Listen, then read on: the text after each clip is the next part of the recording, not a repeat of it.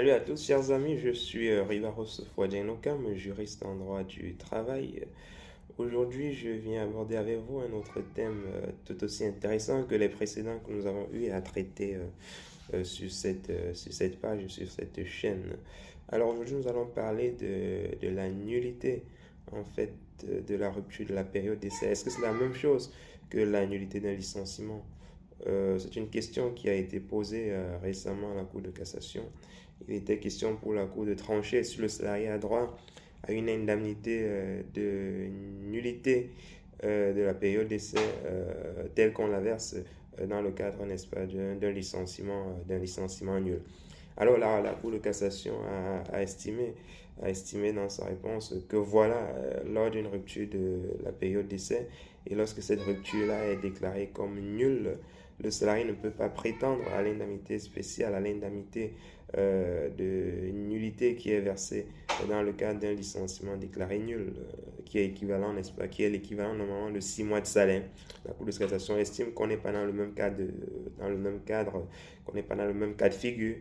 Donc, si votre période d'essai a été rompue, voilà, et que cette période d'essai a été déclarée, cette rupture a été déclarée nulle, normalement, vous pouvez prétendre au versement, n'est-ce pas, par votre employeur d'une indemnité, on va dire, des dommages et intérêts dans le cadre de votre procès si vous saisissez les prud'hommes. Donc, au plus, vous pouvez avoir les dommages et intérêts, mais vous ne pouvez pas réclamer 6 mois d'indemnité tel qu'il est prévu dans le cadre d'un licenciement nul.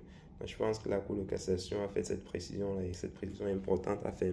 J'imagine que c'est parce que le contrat dans le cadre, n'est-ce pas, de la période d'essai n'est pas encore complètement formé et donc on ne peut pas demander à l'employeur de verser cette indemnité qui est généralement de 6 mois de salaire.